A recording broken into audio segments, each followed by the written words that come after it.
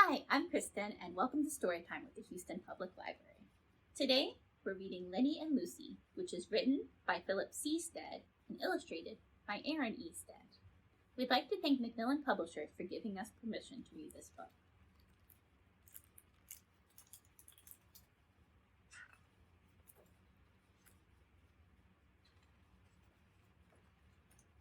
Lenny and Lucy. Winding along a bumpy road through the dark, unfriendly woods, Peter said, "I think this is a terrible idea."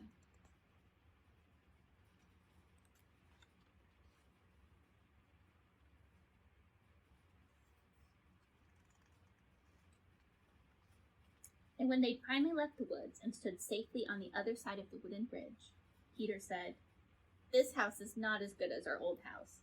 I want to go back." But no one heard except for Harold, who was only a dog and couldn't do much about it, even though he wanted to.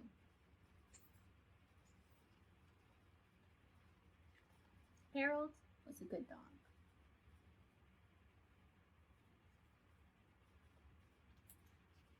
At night, Peter and Harold looked from the upstairs window, past the wooden bridge, out to the dark woods. Terrible things hid in the trees.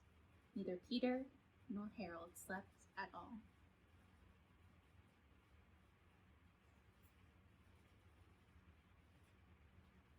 So the next day, Peter made a tall pile of pillows, and after they toppled the pile 6 times, Peter ran inside to find just the right blankets.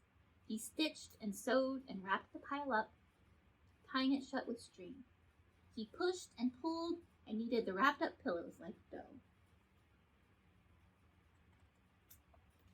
And when he was done, he named it Lenny, guardian of the bridge. "Lenny will guard the bridge," said Peter, "and keep the dark woods on the other side where they belong." Harold wagged his tail. Peter and Harold watched from the upstairs window.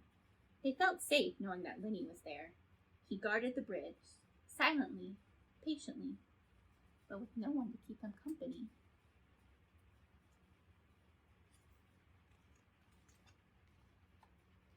"Do you think Lenny is lonely?" asked Peter. Then they worried about Lenny and his loneliness. And no one slept at all.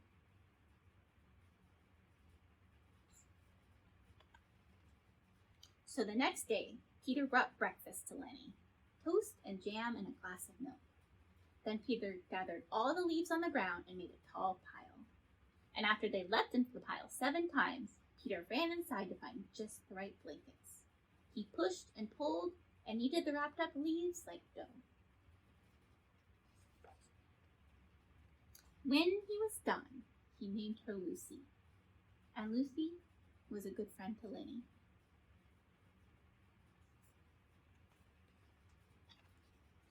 Everyone slept, and the dark woods stayed on the other side of the bridge, where they belonged.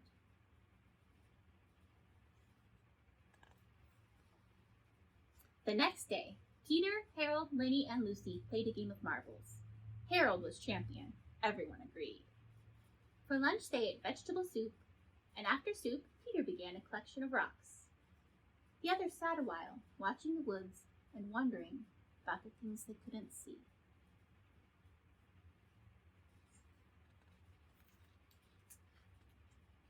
"Have you seen an owl?" asked Millie. Millie lived next door. She had binoculars that everyone could share, and a bag of marshmallows.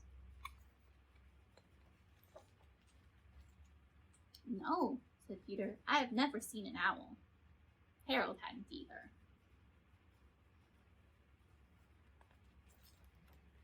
So Peter, Harold, Lenny, Lucy, and Millie sat together, watching out for interesting things.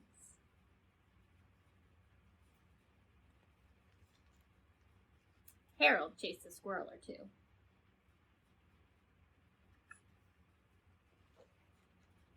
And all the while, even after the lights were out, the dark woods stayed on the other side of the bridge, where they belonged. And Millie good friend to Peter. The end. Thank you for joining us for Storytime with the Houston Public Library. We hope to see you soon. Bye!